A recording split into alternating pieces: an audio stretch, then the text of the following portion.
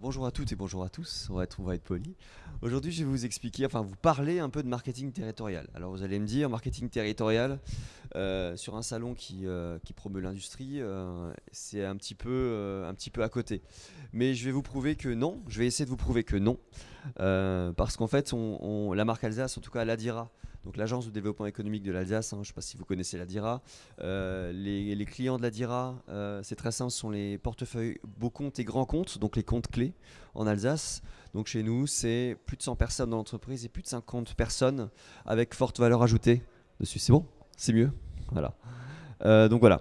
Donc au sein de l'ADIRA, on a un pôle qui s'appelle le pôle Marque Alsace. Donc vous devez connaître notre symbole, c'est un gros cœur rouge qu'on voit un peu partout en Alsace. Et contrairement à ce qu'on dit, nous, en plus de ce qu'on dit, parce que ce qu'on dit est vrai souvent sur la marque Alsace, on a pas mal d'autres choses à proposer pour l'entreprise, pour l'industrie en général. En fait, je vais peut-être vous faire un petit condensé de ce que c'est en fait l'attractivité, le marketing territorial et quels sont les enjeux du marketing territorial en général. Et vous verrez que c'est assez en adéquation avec le rôle d'une entreprise sur un territoire ou d'une industrie. Je parle d'entreprise en général. Donc l'attractivité, c'est la capacité d'un territoire à attirer et retenir les activités, les entreprises et les populations. C'est important quand on va embaucher du monde, de ne pas forcément faire venir des gens de 300 km à la ronde. Il faut plutôt essayer de recruter les gens dans le local. Et ce qui est important, c'est que si localement on est bien et qu'on est bien accueilli, qu'on s'y sent bien, on attire plus de monde. Ensuite, le marketing territorial, c'est l'ensemble des techniques qui permettent de construire, de développer l'attractivité du territoire, donc sa capacité à rayonner. Donc, dans les frontières du territoire et au-delà, d'attirer et de maintenir sur place de manière ponctuelle ou permanente des personnes et des capitaux. Donc vous voyez que le marketing territorial, il est souvent utilisé par les collectivités publiques, mais elle a un but aussi pour toute l'attractivité économique d'un territoire. L'enjeu général et générique de la marque Alsace et de tous les dispositifs de marketing territorial qui sont déployés dans toute la France, c'est de générer de retombées économiques et financières, sociales, culturelles. Voilà. En gros, d'améliorer la qualité de vie des habitants. Et pour la marque Alsace, c'est sur le territoire alsacien qu'on essaie de faire ça. Donc, la question est, voilà, c'est comment est-ce qu'on doit faire notre marketing territorial et quelles sont les incidences si on ne se pose pas la question de son attractivité à un moment T, à un instant clé. Donc le risque, c'est de perdre les flux touristiques et de voir se tarir l'économie afférente. On sait tous que le tourisme fait partie intégrante de l'économie. Ça fait partie, c'est un des rouages importants, en tout cas en Alsace, de l'économie. Et le manque d'attractivité pour les talents dont vos entreprises ont besoin pour se développer. Donc c'est-à-dire que si le territoire n'est pas attractif ou si on n'a pas travaillé, en tout cas travaillé sur l'attractivité de son territoire, le territoire s'appauvrit dans tous les sens du terme, en personnes et donc en capitaux. Donc l'attachement du territoire exode des talents, départ d'entreprise. L'avantage en Alsace, c'est que naturellement ils n'ont pas attendu les Alsaciens la marque Alsace pour être chauvins et pour adorer leur territoire, mais ça on pourrait parler de cette situation dans toute la France parce qu'on est un peu un pays chauvin et on aime bien notre territoire, en tout cas on aime bien de là où on vient, ça c'est important. La marque Alsace. Il faut savoir que la marque Alsace, c'est une marque partagée et c'est une des seules marques en France qui est partagée, c'est-à-dire que on incite les entreprises à utiliser cette marque dans leur communication. Donc on ne la bride pas. On a un contrat de licence qu'on fait signer aux entreprises. Elles doivent signer chacune un contrat de licence qui leur donne l'autorisation d'utiliser la marque Alsace dans leur communication. Après, ça reste le lien entre les acteurs du territoire, c'est sûr. Alors vous allez me dire, oui, mais ça sort d'où cette marque, etc. C'est encore un fait politique, une envie politique, où quelqu'un a dit, et si on faisait une marque à l'Alsace, ce serait cool. Donc, où la réponse est un peu, mais pas seulement. La marque Alsace, en fait, a été créée d'une manière assez pragmatique, ce qui est aussi un bon appel du pied à l'Alsace parce qu'on aime bien raisonner de manière pragmatique. On a fait une étude au départ pour dire, bon, est-ce que c'est légitime de faire une marque Alsace comme ça? Ou est-ce qu'on veut faire de la communication ou on veut faire du marketing? sachant que le marketing aboutit à de la communication. Si on commence par de la communication, généralement une marque meurt, parce qu'on n'a pas de but en fait là-dessus. Et c'est à partir de cette étude marketing, cette étude qui nous a permis de vraiment construire cette marque Alsace de manière saine et d'avoir un plan d'action sain. Donc en 2011, un an avant le lancement, il y a une grande étude qui a été lancée auprès de 23 000 contributeurs hors Alsace et en Alsace.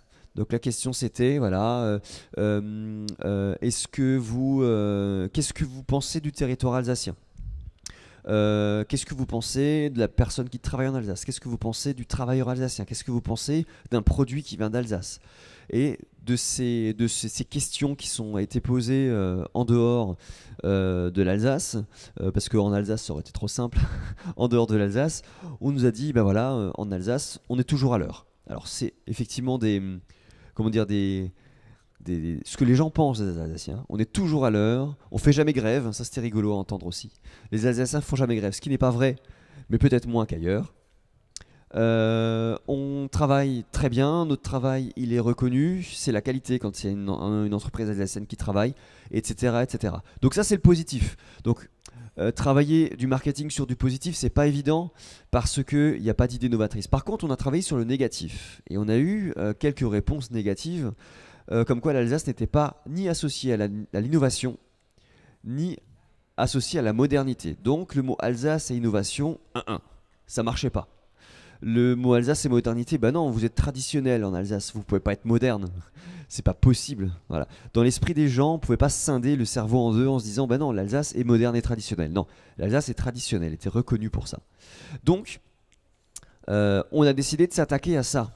La marque Alsace, en général, c'est de faire savoir le savoir-faire qu'il y a sur le territoire. Parce que évidemment que oui, on savait qu'on était moderne et innovant en Alsace, parce qu'on voit au quotidien, au travers de la CCI qui était là avant, au travers de la DIRA, au travers de l'Université de Strasbourg par exemple, qu'on a des choses innovantes, on a des premiers mondiaux, on a des leaders, et à nous de le faire savoir.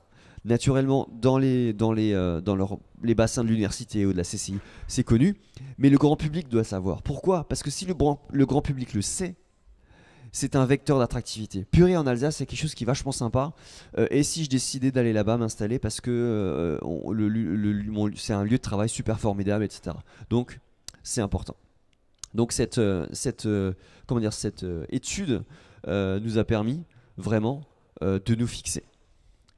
Et donc, de cette étude sont sortis 4 axes stratégiques au niveau de la marque qu'on respecte. Il faut savoir que la marque Alsace, c'est 5 personnes. Donc 4,5 ETP, si on veut parler comme ça. Donc c'est 5 personnes pour toute l'Alsace. Donc c'est peu, on va me dire. Donc on a dû rester sur 4 axes stratégiques, rendre visible. Donc notre propre marque, le gros cœur rouge, le A-cœur comme on l'appelle, il faut qu'il soit visible partout. Ce qui en 10 ans d'existence de marque, 11, bientôt 12, en fin de cette année, on va dire que c'est un pari quasiment gagné. Parce que les entreprises se l'approprient, les personnes se les approprient aussi. Donc on est super content. Quand on pose la question dans la rue, vous connaissez le bretzel rouge? Les gens disent ouais, on le connaît, c'est super. Donc ça c'est ok. Mais c'est pas que ça la marque Alsace. Il y a un travail de l'ombre comme tout le monde le fait aussi. C'est fédérer et activer. Ça c'est pas visible. Ça c'est nos équipes. On va voir différentes associations ou différentes fédérations et on travaille avec eux sur des projets de fond. La qualification. Et là on va le voir plus tard. Comment est-ce qu'on permet de dire à une entreprise qu'elle est meilleure qu'une autre? Parce qu'on ne peut pas juste dire comme ça, toi tu es meilleur que lui, c'est pas possible. Il faut la tester via un audit. Et ça, c'est Alsace Excellence que je vous présenterai plus tard. Et le faire consommer alsacien, ça c'est un axe stratégique qui est arrivé pendant le Covid. Parce qu'on s'est dit, au niveau de la marque, on s'est dit, on a vraiment les moyens, avec nos puissances de communication, d'inciter les gens à consommer alsacien. Et donc, notre but aussi, c'est ça. Alors on va pas en avoir un 5e parce que sinon on va plus savoir où aller. Mais en tout cas, les 4 axes stratégiques de la marque sont ces 4 axes. Rendre visible, fédérer, activer, qualifier, faire consommer alsacien. Voici notre univers. Alors voilà, quand on n'est pas dedans, ça peut paraître compliqué. On appelle ça la pieuvre chez nous parce que ça s'étend assez rapidement. Donc vous avez ici, bon j'ai pas le pointeur, c'est pas grave. Je vais faire à l'ancienne. Je vais me mettre à côté. Voilà. Vous avez ici les partenaires de la marque, donc ça c'est les gens qui s'inscrivent en tant que partenaires. Les partenaires de la marque, donc c'est des entreprises, des associations, des institutionnels qui s'inscrivent sur notre site. Et on est à peu près 11 000 partenaires, donc personne morale, hein. 11 000 partenaires de la marque en Alsace. Ensuite, nous avons des démarches de qualification. Donc, nous travaillons avec la Chambre d'agriculture sur la marque Savourer l'Alsace produit du terroir pour mettre cette marque-là sur les produits à 80%, avec minimum 80% de matières premières alsaciennes. Savourer l'Alsace avec l'ARIA, donc tout ce qui est l'industrie agroalimentaire d'Alsace, et Fabriqué en Alsace qui est porté en interne. Là, on est dans le thème aujourd'hui parce qu'on essaye de mettre en avant les entreprises qui font du non agroalimentaire et de leur mettre une petite marque dessus pour que quand ils le vendent, on ait ce petit logo Fabriqué en Alsace dessus. Je vous expliquerai ça plus tard. Ensuite, on a une démarche de qualification entreprise et territoire. Alsace Excellence, donc qui est notre label RSE, donc responsabilité sociétale et environnementale en interne, qu'on gère en interne. On a la marque Bien en Alsace, qui est notre marque de marque employeur, pardon. C'est une marque employeur de territoire, donc qui permet de fédérer des entreprises autour du fait d'être bien en Alsace. Donc ça s'appelle Bien en Alsace, c'est pas pour rien. Artisan d'Alsace, qu'on gère avec la Chambre des métiers d'Alsace, et Commerçant d'Alsace, qu'on gère avec la CCI Commerce ensemble. Donc en fait, vous voyez que notre stratégie, elle vise à fédérer, c'est-à-dire être avec la Chambre des métiers, être avec la CCI, pour en fait co-gérer des marques qu'on a créées parfois pour eux, là-dessus, avec la Chambre d'Agri et avec l'ARIA. Donc ça peut être, et avec le tourisme pour l'ADT. Donc vous voyez, on travaille vraiment avec plein d'organismes. La marque Alsace, c'est une marque puissante et fédératrice. Je ne le dis pas, c'est les chiffres qui le disent, hein. Là, par exemple, sur les marques Savourer l'Alsace qu'on voit sur l'agroalimentaire, c'est plus de 4000 références de produits où on peut voir ces petits logos dessus. On a plus de 65 entreprises engagées dans Fabriqué en Alsace, qui est une marque récente, hein, 2021. On a 2 500 000 personnes qui nous suivent sur les pages Facebook. Donc, en termes de retentissement de communication, ça a du sens. 29 000 ambassadeurs, 11 000 partenaires, je l'ai dit, et 150 entreprises labellisées Alsace Excellence. Donc on est sur vraiment un label où il faut répondre à des questions assez pointues. On est même au-delà de certains ISO là-dessus. La marque collective, les partenaires stratégiques. Donc on s'appuie sur plusieurs partenaires. Naturellement, la RTGE pour le Grand Est, le tourisme au Grand Est, l'ADT, l'Union internationale des Alsaciens, la CIM pour le côté de Mulhouse, la CMA, je l'ai déjà dit. On a quoi, les Étoiles d'Alsace, les Brasseurs d'Alsace. Voilà, tout ça, ce qui nous permet de travailler et de diffuser largement en n'ayant qu'un interlocuteur. Ce que généralement on fait souvent, hein, c'est un peu du B2B qu'on fait là-dessus. Donc maintenant je vais rentrer un petit peu dans le détail parce que le temps passe et je ne voudrais pas que mon ancienne collègue soit aussi dans le retard. Donc j'ai un quart d'heure pour vous présenter pas mal de slides, donc je vais essayer d'être très clair et très précis. Donc en fait on a développé notre stratégie RSE qui s'appelle Alsace Excellence en interne chez nous. Vous verrez certains stands quand je suis passé avant avec des gros logos Alsace Excellence. Si vous allez chez Biclay par exemple, vous le verrez. Alsace Excellence, c'est 200 entreprises engagées dans la démarche, dont 175 entreprises qui ont été labellisées Alsace Excellence à ce jour. Donc on va fêter les 10 ans d'Alsace Excellence là-dessus. Donc pourquoi on n'en a pas plus? Parce qu'il faut remplir un truc un peu compliqué. Et donc avec un audit externe qui est fait et qui atteste que c'est bon, vous pouvez devenir Alsace Excellence. Voici les 150 entreprises labellisées que j'ai mis là-dessus. Il y en a 170, mais j'ai pas pu tous les mettre dessus. C'est un peu petit. Je vais vous donner des exemples, hein. On a là, par exemple, Biber Industrie, qui est labellisée Alsace Excellence. On a Isocom, Alsace Excellence. Vous avez les Transports Veul, vous avez la clinique Rena, des magasins des Leroy Merlin, par exemple, de Mundelsheim et de Ostwald. Vous avez Guillet, par exemple, dans l'industrie aussi, ES. Voilà, j'en passe, et des meilleurs. Donc on n'a pas que des entreprises, pas que des industries. On est aussi dans le tertiaire supérieur là-dessus. Donc c'est une grande famille, c'est une famille qui s'agrandit d'année en année et on est vraiment très fiers de ce bébé parce que c'est quelque chose qui est super intéressant dans le sens où on arrive à montrer que cette entreprise elle est meilleure qu'une autre parce qu'elle a répondu à Alsace Excellence. Et s'il y en a une qui est jalouse et qui veut faire, elle a qu'à le passer, on sera ravis de l'accueillir. Faire rayonner le but en fait d'Alsace Excellence, c'est faire rayonner l'excellence des entreprises. Vous voyez, notre but en faisant passer ce label, c'est de pouvoir avoir une communication en disant voilà, elle est Alsace Excellence, elle a fait ça de plus que les autres, c'est super intéressant. Et naturellement, le fait de rassembler les meilleurs pour promouvoir une Alsace qui excelle, quand vous vous rappelez l'attractivité du territoire, bah ça fait c'est une partie prenante de ça. Vous voyez, on part du marketing, de l'ingénierie pour en faire de la communication. Et non pas à l'inverse. C'est mortifère de commencer par la com et de réfléchir au marketing après, s'il vous plaît. Donc ça, c'est quelque chose que beaucoup de territoires en France ont réalisé en disant « Ah, on va créer un logo, puis on va voir ce qu'on en fait. On va embaucher 2-3 personnes et on va voir comment ça prend. » Non, c'est pas comme ça qu'il faut faire. C'est du marketing qu'il faut d'abord faire. Et ensuite de la communication. Les ambitions du label, donc faire partie des meilleures entreprises d'Alsace. Je vais vous expliquer comment on devient Alsace Excellence, être performante économiquement, être dans une dynamique d'innovation et d'amélioration continue. Vous voyez, innovation. Parce qu'on ne reconnaît pas l'innovation en Alsace, on va insister sur des dispositifs qui vont mettre en avant l'innovation. Logique. On n'est pas les seuls, naturellement. Grand Innov le fait très très bien aussi. Là-dessus, ils mettent en exergue l'innovation en général. Le référentiel d'Alsace Excellence, donc ces 4 piliers, l'engagement sociétal et territorial, l'éthique sociale, le développement, enfin la performance économique et la responsabilité environnementale. Donc c'est sur ces 4 piliers que les entreprises vont être testées et vont être notées. D'abord et avant tout, puisque c'est un label RSE et que ça a été validé il y a peu de temps en termes d'ISO, RSE c'est la gouvernance et les parties prenantes. Il faut qu'on puisse avoir une réflexion sur la gouvernance et les parties prenantes. Donc là-dessus, le référentiel Alsace Excellence exige quand même qu'il y ait une stratégie d'entreprise avec une vision du dirigeant, exposée à tous les entrepreneurs, à tous les partenaires de l'entreprise, une stratégie visible et une participation des salariés à la réflexion stratégique. Ensuite, on va entrer dans les piliers à proprement parler. Il faut avoir la moyenne à tous les piliers pour être Alsace Excellence. L'engagement sociétal et territorial, donc implantation en Alsace, le développement des partenariats avec les acteurs locaux. Je vous fais une grille simplifiée parce que ce serait un peu trop compliqué à vous expliquer aujourd'hui. La création de liens de partage de connaissances, l'appel à des fournisseurs et des prestataires en Alsace, très important aussi. Deuxième pilier, l'éthique sociale, donc avec quelle est votre stratégie en ressources humaines, en quoi elle est innovante, en quoi elle permet aussi à l'employé de s'épanouir dans l'entreprise. Est-ce que vous accueillez des stagiaires, des apprentis? Est-ce que vous anticipez vos besoins en ressources humaines, etc. Naturellement, santé, hygiène, sécurité des collaborateurs, ça c'est même légal. Donc là-dessus, on insiste à fond. La responsabilité environnementale, est-ce que vous triez vos déchets? Est-ce que vous suivez et où vous réduisez votre consommation d'eau? Est-ce que vous suivez et où vous réduisez votre consommation d'énergie en général? Voilà, impact numérique, consommation de carburant, engagement pour la biodiversité, etc. La performance économique, alors je vous explique pourquoi le mot performance économique entre en compte dans un label RSE.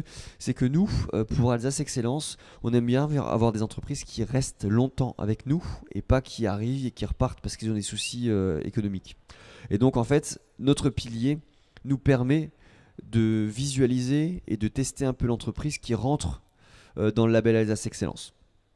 Ce qui nous permet d'avoir sur les 175 entreprises qui sont engagées, on n'en a que 2 qui ont quitté depuis bientôt 10 ans la démarche. Donc c'est à la preuve que c'est quelque chose qui fonctionne.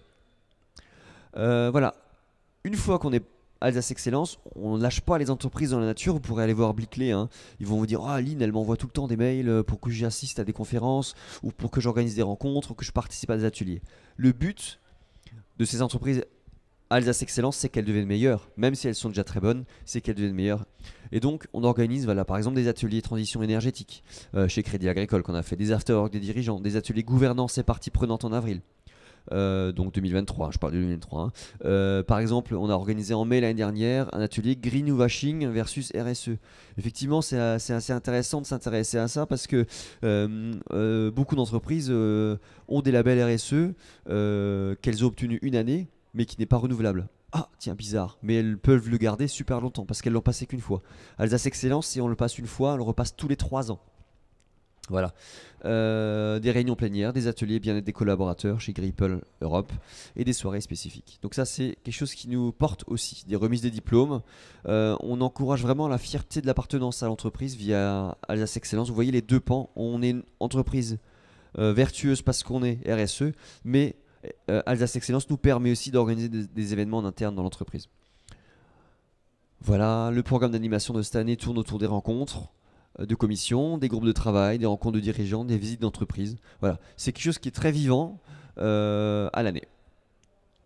Voilà, je passe volontairement. On peut en faire un avantage concurrentiel. On peut en faire des supports de communication, hein, comme le font certaines entreprises. Transport Clyling, les Decathlon mettent en avant leur gros logo sur leur devanture. Les bénéfices du label, sachant que nous derrière, on communique aussi sur Alsace Excellence, c'est-à-dire qu'on met en avant sur nos réseaux les entreprises. Donc 56 publications, 9 500 000 affichages, 6 600 clics directs vers les sites. Donc ça, c'est quelque chose qui permet à l'entreprise aussi d'être visible. Voilà, voilà, petite information aussi, hein. Les entreprises Alsace Excellence, sur une base d'une étude qu'on a faite, et quand on a 2 astérisques, c'est que c'est juste 70 entreprises qui ont répondu. Ben, sur les 70 entreprises qui ont répondu à notre étude, ça représente 1,1 milliard d'euros investis ces 5 dernières années en Alsace. Donc on a des grosses entreprises aussi qui permettent aussi de développer l'Alsace là-dessus. Voilà. Les étapes pour y parvenir, c'est très simple. L'entreprise s'auto-évalue avec la grille qu'on leur envoie. Ensuite, ils candidatent officiellement quand ils sont prêts. Troisième étape, c'est l'audit. Donc on a un auditeur indépendant, c'est là que la démarche devient payante, c'est-à-dire l'entreprise doit payer entre 1800 et 2000 euros achetés l'auditeur. Attribution du label, suivi du label, cocorico, c'est parfait, et vous devenez Alsace Excellence. Donc on est sur un trend de entre 3 et 6 mois pour le passer en fonction de comment est-ce qu'on est équipé pour y répondre. Faire consommer local. Donc ça, c'est la marque fabriquée en Alsace que je vais vous expliquer un petit peu là-dessus.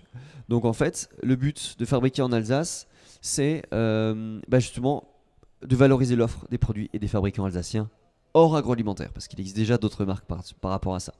Donc notre but, c'est d'avoir un maximum d'entreprises qui puissent mettre le logo dessus, différencier les produits, bénéficier de l'image de qualité et d'excellence. On a fait une étude l'année dernière avec une image de fenêtre associée au mot Alsace.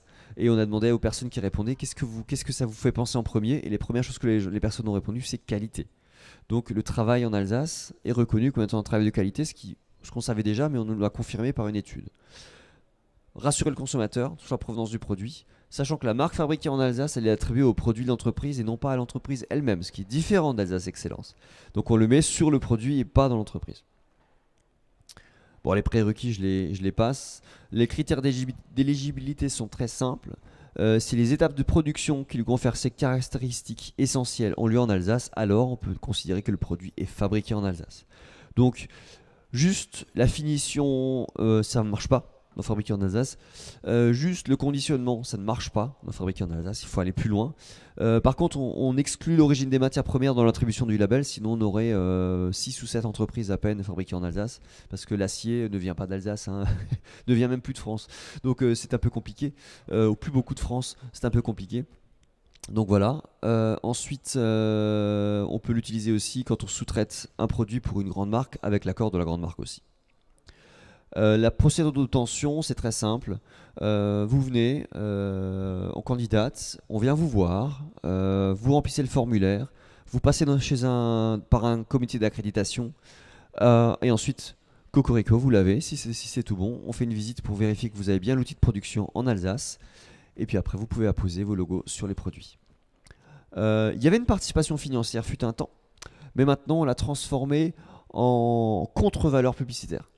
C'est-à-dire que ne pouvant pas accueillir autant de dépenses, autant de montants au sein de la DIRA, qui est une instance avec de l'argent public, on aurait dû payer de la TVA. Donc c'était pas le but de l'opération. Et donc en étant plus malin que le renard, on s'est dit, au lieu de faire ça, on va demander aux entreprises de faire l'équivalence du prix qu'ils auraient dû payer en contre-valeur publicitaire. C'est-à-dire, vous vous assistez à un salon, ça vous coûte 1000 euros, et vous mettez fabriqué en Alsace en avant lors de ce salon, vous avez fait votre part. Vous avez fait une publication dans les journaux, vous avez fait une communication spécifique, vous avez mis fabriqué en Alsace, pardon, vous avez fait votre part. Voilà. Nous, notre travail consiste à animer le réseau, la démarche, prospecter les entreprises, gérer les outils, gérer les sites internet, créer les visuels et les opérations de communication. Voilà à quoi ça ressemble à peu près. Toujours nos artisans industriels ont du talent. Wienerberger pour la brique, la Bonal pour les chaussettes, un petit exemple aussi. Les campagnes sur le réseau, voilà, on met en avant toujours les gens derrière un petit peu pour remettre en avant tout ça. Meilleur sans bœuf aussi, donc la corderie. Notre site, voilà. Maintenant je suis encore dans le timing, hein, Félie, hein. Je te prends encore 7-8 minutes. Hein. Donc un autre dispositif qui s'appelle Bien en Alsace, qui est notre marque employeur Alsace. Alors ça, c'est le dernier bébé. Il est né en avril 2024, donc c'est tout récent. Et en fait, cette marque employeur, souvent on dit qu'est-ce que c'est une marque employeur? Les entreprises ont leur propre marque employeur. Alors effectivement, nous on a créé cette marque employeur pas pour en rajouter une par rapport aux entreprises, mais pour fédérer un peu les marques employeurs créées par les entreprises. Le but de cette marque employeur Alsace, c'est d'attirer, de fidéliser, de faciliter l'épanouissement des talents en Alsace. Alors, je tiens à être très clair, quand je parle de talent, je parle d'une personne qui a fait de hautes études, mais je parle d'un super soudeur qui veut. Voilà. On reste sur une panel de talents, pas forcément dû aux études, mais dû au savoir-faire des personnes. Je pense que beaucoup d'industries rêveraient d'attirer 5-6 soudeurs d'un coup dans leur entreprise en ce moment. Ou alors maintenance industrielle. Si je parle de ce mot dans le salon, je pense qu'ils vont tous venir chez moi. Si je dis que je fais de la maintenance industrielle, je pense que voilà, je suis embauché dans le quart d'heure.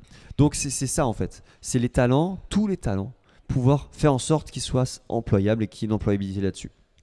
En fait, on structure cette marque employeur autour d'un parcours collaborateur en Alsace. Donc pas dans l'entreprise, mais au sein de l'Alsace. Donc on part de l'étude, de l'école, donc collège-lycée, hein, jusqu'au, je vais employer un anglicisme, mais je pense que vous trouverez peut-être le mot en français, l'offboarding. C'est-à-dire que les gens qui partent de l'entreprise, qui en partant de l'entreprise, puissent encore parler positivement de l'entreprise.